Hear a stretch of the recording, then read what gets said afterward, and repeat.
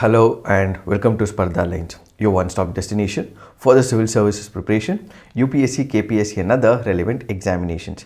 Today we picked up a couple of important articles from the Hindu which are very significant from your UPSC and your KPSC examination point of view. Before we start with our today's analysis, a quick gentle reminder. For those of you who are taking CTI exams, PDO exams and the KAS exams, what we have been conducting is an offline and an online test series. The first one was on 26th of 11/2023. The second will be day after tomorrow, which is on 3rd of December from 10 a.m. to 11:30 a.m.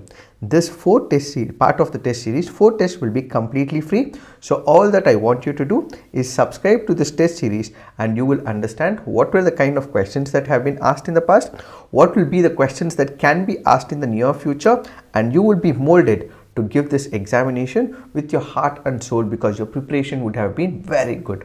So what is that you have to do? Link will be given in the description box. So join this test series and make the best use out of it. Let's get started and look into the first article. I'm sorry. So the first article says is the emerging global order bipolar. What is this article speaking about? The article here is speaking about bipolarity. What is this concept of bipolarity? When we speak about bipolarity, we have to go back to the year 1990s and prior to that as well. What happened prior to 1990? You had two superpowers in the form of United States of America, and then you also have the Soviet Union as well. What these two countries had was an ideology. One country supported capitalism, the other country supported what is called as the principle of socialism. What is the concept of capitalism? When we speak about capitalism, every individual and their innovation would be respected. So emphasis is on the basis of innovation, emphasis is on the basis of market-led economy. So that was the concept of capitalism which was espoused by the United States of America prior to 1990s and even till today as well. So the idea being that market will decide whether that particular company will stay in the market or not. Market will decide that innovation will take place every now and then. Market will decide the relationship between the employer and the employee. Market will decide what exports and imports will have to be made in that particular market. So everything is on the basis of the market and there will be very restricted role to the government. The government will just have to have a vigilant eyes on the entire system, but most of it will be regulated by the market. This was the concept that was supported by the United States of America. Subsequently, you have another model which is called as the socialistic model. In fact, when we speak about the Constitution of India, we had the planning commission that was existing in India until the Niti Aayog came into the picture. So this concept of the planning commission, or for example, we have the fundamental duties, these were all imported from the Russian or the Soviet Union concept. So what is the socialism concept? When we speak about socialism, what exactly happened? Let's go back to the year 1929. In 1929, we had the Great Depression that took place. What happened? In 1929, United States of America, we have something called as the Ford model and we also have something called as the Toyota model. I'll explain this eventually, but I'm giving you a broader picture. In 1929, what we had was large scale production of the goods. At that particular point of time, even now we have a company called as Ford. What happened with Ford? Ford felt that there were large number of cars that had to be manufactured. So what did they do? They started manufacturing large number of cars. This was one example of Ford. There were a couple of other companies as well. What did they do? They started manufacturing a lot of goods and releasing into the market as well. At this particular moment of time, there was a lot of control under the employers, but employees were not getting enough amount of money as well. So the relationship was highly tilted in favor of the employer, but employee did not get much of the money as well during that particular period of time. So there was a lot of output that was being generated by the goods by the companies, but then people did not have the money to buy these goods. So this led to what is called as the Great Depression during the 1929. So during the period of 1929, what happened? There was excessive goods that was released into the market, but people were not able able to buy these goods. Why? Because they did not have the money at their disposal. They did not have money to buy these products. So even if the companies are releasing a lot of goods into the market, people should have money, people should have the monetary measures, people should have the monetary benefits so that they can buy these products. This did not happen, and it resulted in what is called as the 1929 depression. So what Soviet Union learned was that if everything was under the control of the market, then nothing will work, because you need money at the disposal of the people as well, so that they can procure the products as well. So the 1929 depression that caused the Western powers was a lesson to the Soviet Union, and as a result the Ford model failed and Japan invented what is called as the Toyota model. If you are a student of public administration, these two concepts are very important, because you have number of public thinkers that you have. And in public thinkers, what you also have is Karl Marx. Karl Marx supported the socialism eventually into communism as well. So what is this Ford model that was invented in Japan? Japan said that we will not take up production as long as there is the requirement. According to the Ford model, we will release as many goods as possible and people will buy it. Is an assumption and a presumption and a inference that they had drawn in 1929. But then Japan came up with what is called as Toyota model.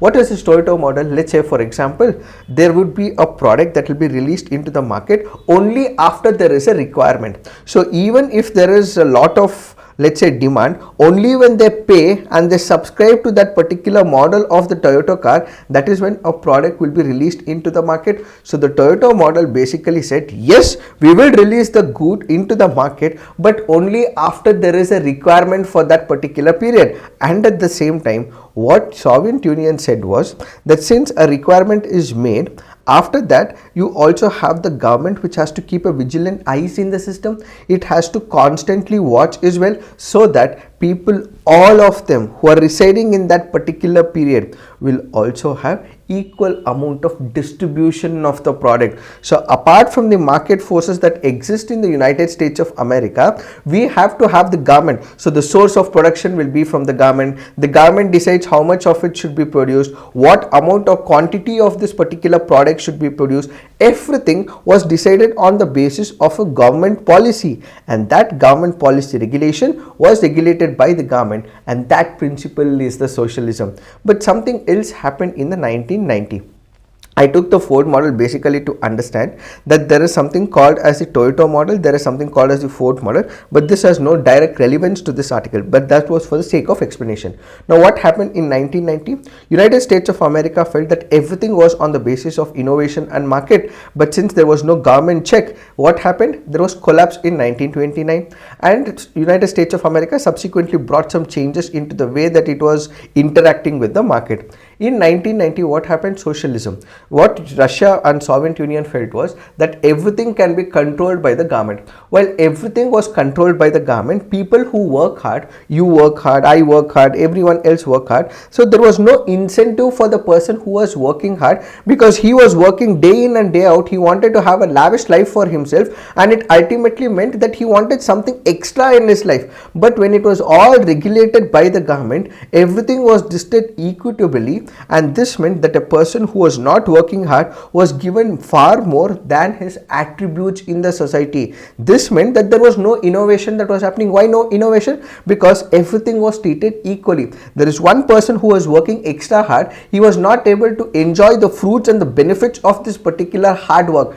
and as a result he left innovation, which ultimately meant there was no innovation that was happening in the Soviet Union, and ultimately led to the collapse of the socialism. So back there, 1929 depression, and then United States of America felt that the government has to come into picture. Here what happened? Soviet Union, there was major collapse of the principles of the socialism, and it ultimately led to balkanization. What do I mean by balkanization? The Soviet Union, the major power, a largest power which had large swathes of land, ultimately was broken down into multiple countries.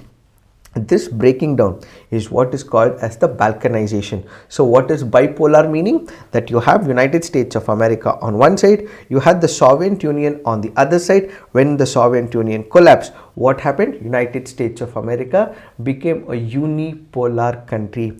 What do you mean by unipolar country? It means that there was no power to challenge the authority, the hegemony, the pragmatism and the will of the United States of America. Everything, literally most of the compartments of the world was under the control of the United States of America. But something else happened. What was it? There was a new power that was emerging in Asia, and that happens to be China. China became a new power, and this is where the author goes on to say, are we living in a bipolar world? So what was earlier present was the Soviet Union. Now what we have is China. So is United States of America being challenged by China? So are we living in a bipolar world once again? So United States of America earlier had Soviet Union to compete with. Now we have the new power in the form of China. Is it being challenged? Are we living in a bipolar world where United States of America's hegemony is being challenged by China? Is what is this article all about? So when we say bipolar, it means that there are two powers that are concentrating. That there are two powers that are present, and these two powers are competing amongst each other to influence countries so that they fall within the ambit of the influence of those countries. When we speak about United States of America, it has influence in Canada, Western countries, so on and so forth. Likewise, there are few countries which also listen to China as well. So are we living in a bipolar world where countries are influenced by the United States of America's regime or the China's ideological principles? Is what is this article all about? So the author in this particular case goes on to say what we currently have is asymmetric bipolarity. What is this asymmetric bipolarity? When we say bipolarity, it means that there are two greater powers that are existing, as we spoke about United States of America and the Soviet Union. But now what we have is asymmetric bipolarity, which means that there might be the existence of China as a power wanting to question the credibility and wanting to take on United States of America. But is it all going to be very no? The tilt or the balance is still towards United States of America. America or United States of America has an upper hand, and China is trying to come there when it comes to these kind of power asymmetries. So asymmetric bipolarity basically means that United States of America has an upper hand, upper edge over China, and that happens to be the first factor. Next, what we have to look at is China's growth. China stands out when it comes to the manufacturing capacity. Its GDP in 1990 was 300 billion, moved to 1 trillion plus at the turn of the century, and is now about 19.3 trillion. So in all likelihood, in the economic tug of war, we have the upper hand of China primarily because it is the manufacturing base of the entire world. So because its manufacturing is good, it has been able to export couple of products to all countries world over. In fact, United States of America also imports a lot of these products when it comes from China. Why? That is because of two issues. One is because China has a very good manufacturing setup. But why is there a very good manufacturing setup? Because it is under the control of the communist regime. Let me give you an example. Let's say we have the economic survey that is released by the government of India. In 2016 or 17, the economic survey was released, and this economic survey said that had India after independence transformed to a state like China, it's not saying that we should be China, had India transformed not into a democracy but had transformed into a country where we were under the control of the government, we could have also risen above China. How? Let me give you an example. Let's say we have China. This is a practical reality that is happening in China. One, it is the Chinese government with its socialism and the communist principle which works. So what does China do? Let's say it has to build a road or it has to build a dam. If the Chinese government decides and it has to construct a dam, it will go ahead and it will construct a dam or a road project, execute that particular project. But what would happen in democracy? You will have is a voluntary force. You will have as a group of people. They might have a good agenda or they might have an ill agenda. In fact, when you consider these left political parties which were existing prior, they were all good. But some of the left which is leaning towards Naxalism, what do? They rake up the issues and they rake up and pull in people and stop a particular project. In fact, number of dam related projects or even defense related projects have been stopped in India, primarily because of these so-called voluntary groups, NGO groups, which are always an impediment in few certain cases. So I'm not saying that all left political parties are like that. I'm only saying that left political parties which have been barred by government of India, which have close association with Naxalite movements, they have been barred completely, primarily because they do not allow country to prosper because of their hidden agenda.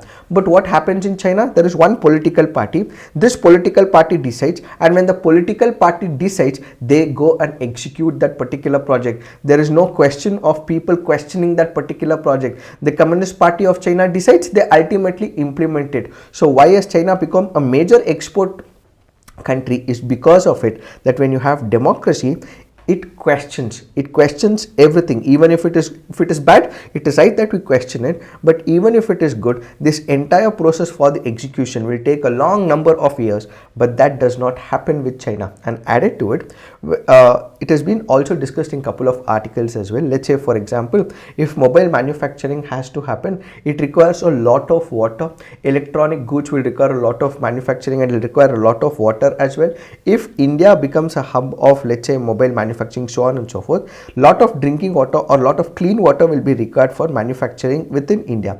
But what does China do? China does not have these environmental rules. Even if it has rules, it can mend these rules by the government. In here, we have the environmental activists. Yes, in rightful way, they question as well. But in China, if the government so decides, they can go ahead and execute a particular project. So China stands out with its GDP and is able to compete with United States of America on the economic front because it is the manufacturing hub, because it has a political setup which is able to implement a particular program because it wants to uplift a certain section of the people. So it has moved its GDP and is able to compete with United States of America today because it does not boast of a democracy, which can also be an impediment. This is what the economic survey had said, that had India transformed initially not into a democracy but as a representative government body, then in that case maybe even we could have transformed like China. It's a question of debate, but then I'm just saying for this article so that you understand it better.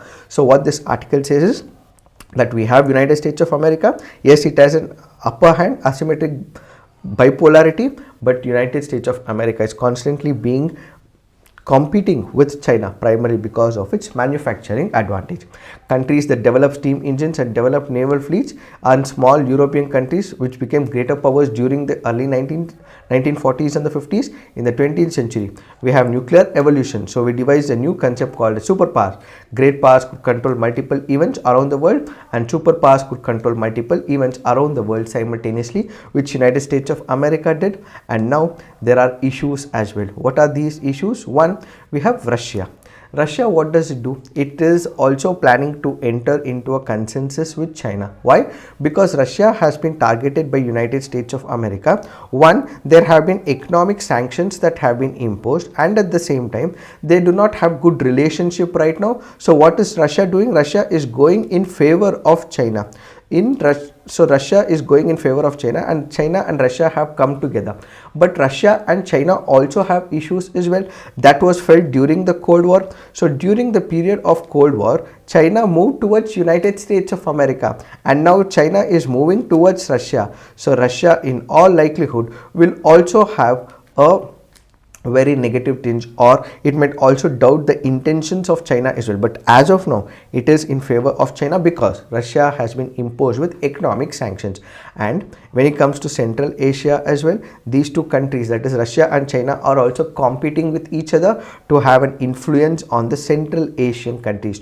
All these Central Asian countries were once part of Soviet Union, but China is trying to influence them. So Russia is also in a silent tussle with China, primarily because of the influence that China is actually trying to put on the Central Asian countries. So this means that despite Russia and USA's relationship not being good, China and United States of America's relationship not going good, China and Russia have come together for their own reasons and pragmatism, and they also have negative viewpoint about each other. This is where Russia is balancing China with the intention of India. Russia is seriously looking at reinventing its ties with India, and it has also taken up North-South transport trade corridor, and the other is China-Valdolowski maritime corridor. That is also because China has to be kept under check, so it is also wanting to speak to India so that everything is kept under check. And power competition heats up between India, China and the US, between Russia and the US. Now what we have is a new relationship. A nuclear deal was finally signed in 2008, and India was supposed to get 6 nuclear power reactors from the US. That's not happened. It does not reduce the maneuverability of India in terms of how to manage good relationship with Russia, China and USA. What does this point mean? So we did discuss about Russia and China. We did discuss about because of Russia and China, Russia is planning to balance its ties with India. Now what if there is a question as to whom should India speak to? Should it be with Russia, or should it be with United States of America, or with China? When it is a clash of all these countries, India for that particular moment knows how to maneuver the moment. Let's go back to the non-aligned moment. The non-aligned principle is what is being used right now, that India is able to reap the benefits as and when it wants it from all the countries. So India knows to balance its affairs if there is a clash of all these countries, says the author. So primarily the author goes on to say that if there is a clash that exists between these countries, Russia and China, Russia and United States of America, United States of America and China, India knows how to balance the relationship with United States of America. So the author says we in 2008 entered into a 1-2-3 agreement, and this 1-2-3 agreement allowed United States of America to supply nuclear energy to India, but yet they have not been successful in supplying the nuclear power reactors, but India has been able to manage it. India has been able to support United States of America. We've been constantly seeking support from United States of America, so it knows to manage this entire saga of differences, says the author. It is this that we have to understand with respect to this article. Now let's look into the next article. This article says Broadcast Regulation 3, Commissions and Omissions. The article here is primarily speaking about Broadcasting Services Regulation Bill. We did discuss about the Broadcasting Services Regulation Bill, which is which is replacing the Cable Act. So we have discussed about this article in our previous daily current affairs discussion. So what we will look at is, we will not discuss about this entire bill. We will take up only those pointers which are something unique discussed as part of this article.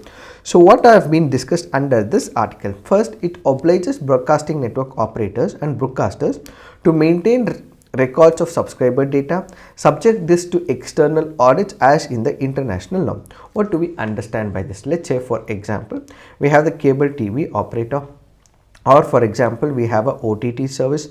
Let's say these people are providing a subscriber base.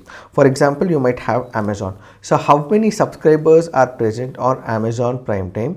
How many subscribers are present on Netflix? The subscriber base, their database will have to be checked. So every now and then when there is subscriber that is added to Amazon Prime Time, or let's say for example Netflix or any other program, in all these cases, how many people are present on this platform? What is the subscription base? This subscription base will have to be audited and ultimately reported to the government of India. So the data that is being given by me, you, all of us who are part of this Amazon Prime Time, who have our accounts on the Amazon Prime Time, we have to be taken into consideration. Our census will have, census as in the numbers, how many people, the subscriber base will have to be conducted, and there has to be a transparent process that has to be established.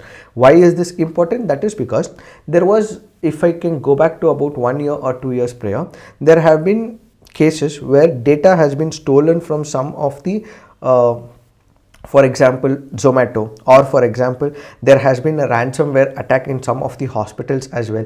This data has been taken over and has been illegally used by the hackers, and some of the data have been put up on the dark web as well. When such data is being released, the data can be misused, it can be also be targeted as well. So in order to prevent it, what we require is give out the subscriber data constantly every period of time, and then audit this particular data and ensure that this data is transparent. And as and when this happens, you build a transparent layout, and ultimately the data of the individual that is present will also be safeguarded. That is the first point with this particular bill. Second, the bill seeks to stipulate a methodology for audience measurement, and the sale of ratings data.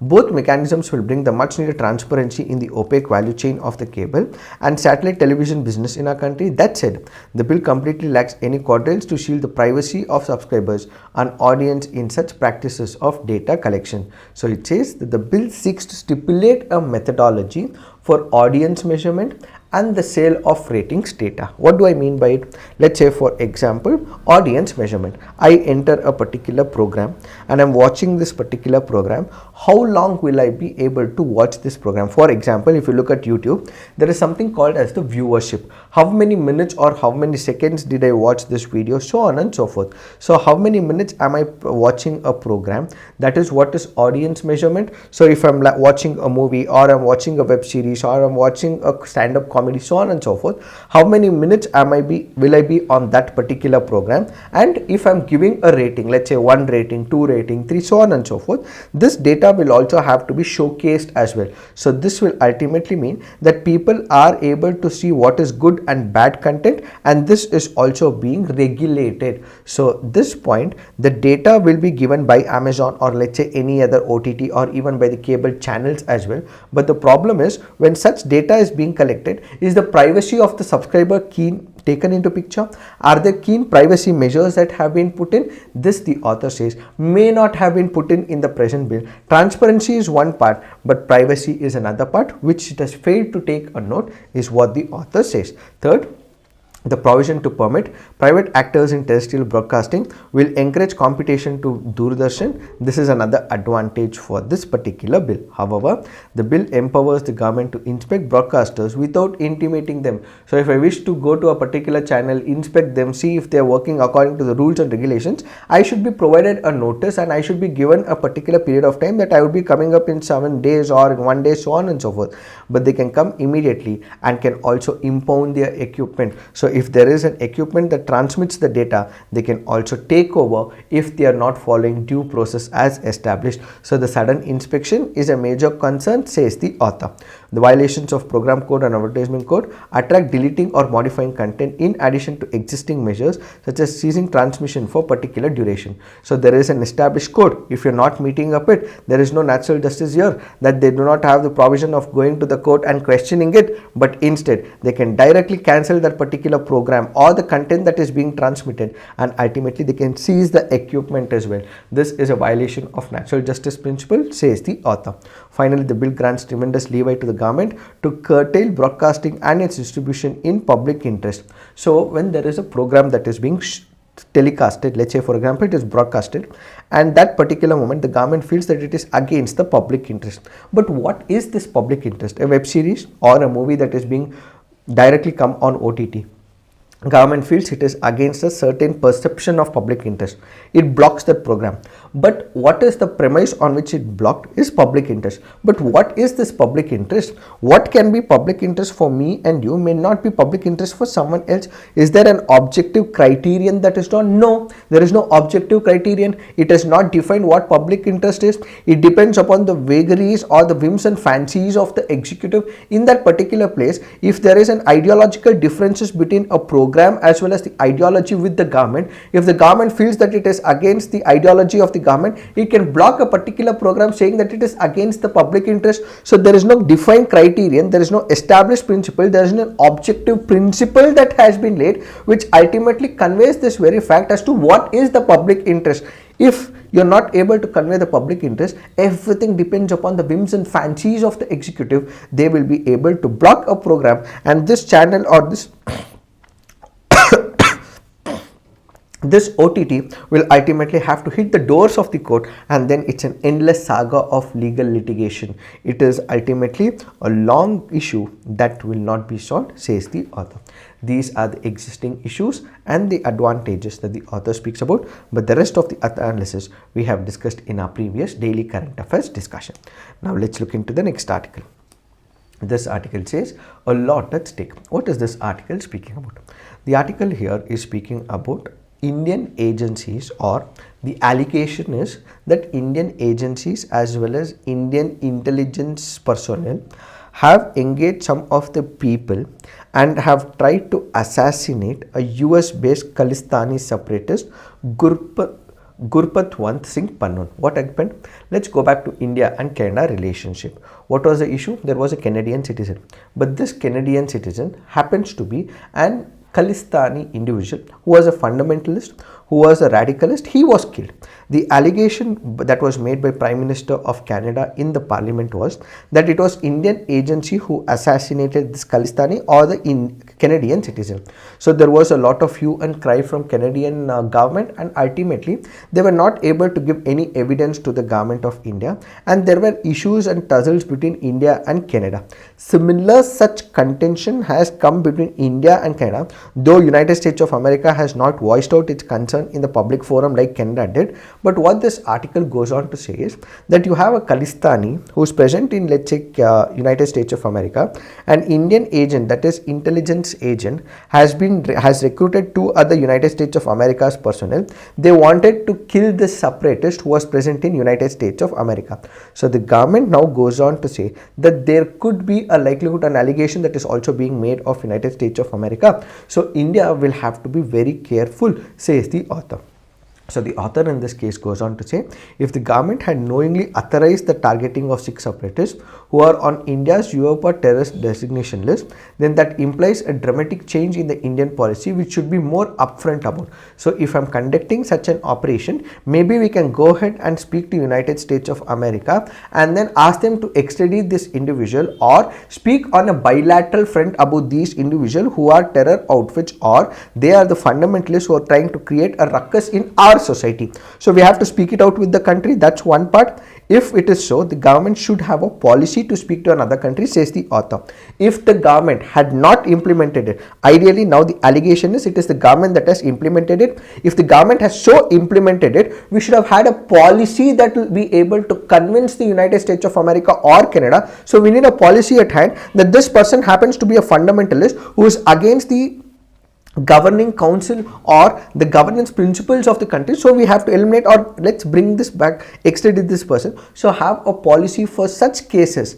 If it is not so, let's say it is the government which has not decided it, but few top officials who had no inkling about the plots, and as the Ministry of External Affairs stated, this is not a government policy. So government has not executed it. It is a matter of grave incompetence and the rogue officers. So whosoever executed it, assuming that it is right of them, that is wrong, says the author. So what is the author is saying? That in case there are such allegations that is being made by countries time after time, we need to have a policy upfront so that we can speak to that country, bring this person back. So the author says, first we have to extradite this person to a man who has been facing the terror charges. Speak to the country, bring this person back, ask the country to extradite this person, because we have the extradition treaty of 1962. We have had extradition treaty with countries so that this person can be sent back to India. Have a policy, speak to such individuals, speak to the government and bring back this individual. So have a policy in the first place.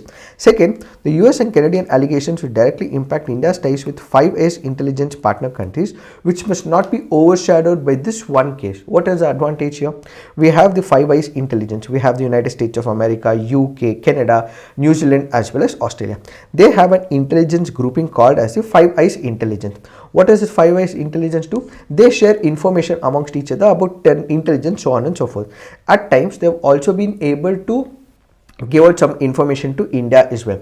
Now that there is an allegation that is made by Canada, there is an allegation, so-called allegation made by United States of America, though not explicitly. So what could happen? These countries were giving information to India. Now that the allegation from Canada and United States of America has come, what if there is a circumstance or a scenario where these countries stop giving the information or intelligence information to India? That should not happen. So even if there is an instance that has occurred right now, we should clear these in other countries so that this right information of intelligence flow keeps happening over a period of time. So this has to be clarified with the 5 intelligence countries, says the author. Finally, it is India's reputation as a consistent and credible power, one which has earned respect worldwide for its sagacity and principled approach on such issues in the past, that hangs in the balance.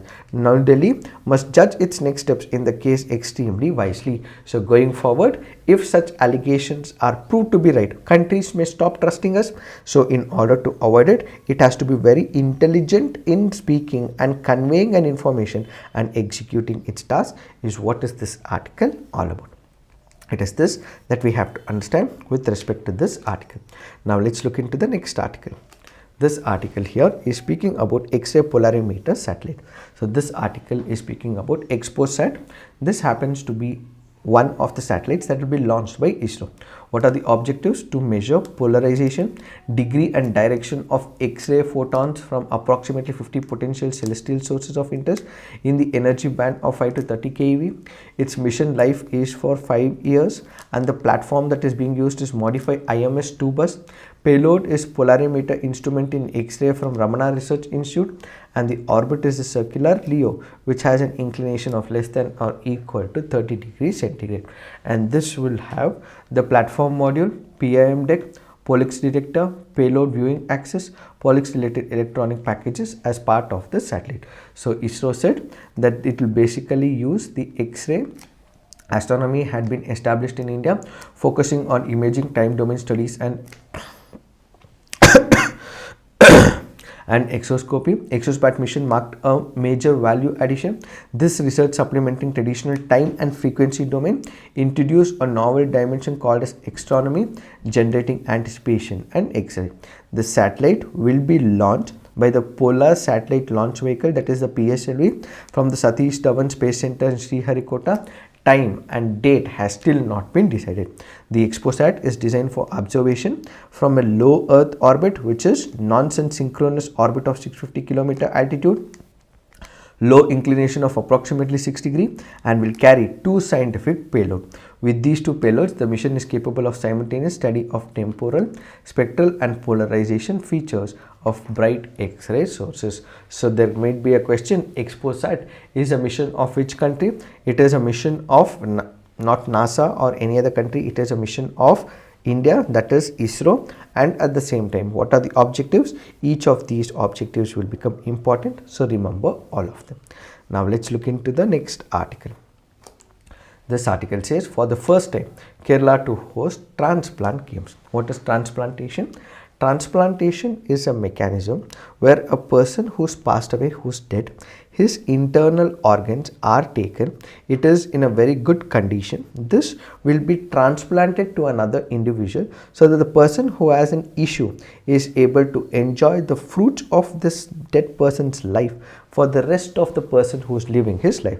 So there can be kidney transplantation that takes place, or there can be liver transplantation. So the person who has been impacted, his liver or the kidney will be replaced by a person who has passed away, so that transplantation becomes successful. So in a new feature, what we have is Kerala has hosted transplant games. The World Transplant Games Federation, a worldwide organization with representation from more than 70 countries, has been celebrating the success of organ transplantation and the gift of life through competitive sporting events for the transplant recipients since 1968. So basically, they will conduct different types of games, enlighten the people, educate the people, enlighten them and give them an awareness so that they all know about the importance of the transplantation, and ultimately they do come forward to give their lives, to give someone else's life a new life after they have passed away. So they will sign a particular piece of paper that the minute they pass away, their body's parts can be used for transplantation, and ultimately as and then they pass away, their body parts like the liver or the kidney can be transplanted into another person's life, so that person could lead a new life and a normal life. Some games were conducted so that awareness can be given, education to the people can be given about the importance of the transplantation. It is this that we have to understand with respect to this article. So it can become a fodder for your GS paper 2 health related concepts. So this is it for today. In case you're liking these initiatives, please do like the video, subscribe to our YouTube channel and also share it with your other fellow aspirants as well. Thank you for watching. All the best.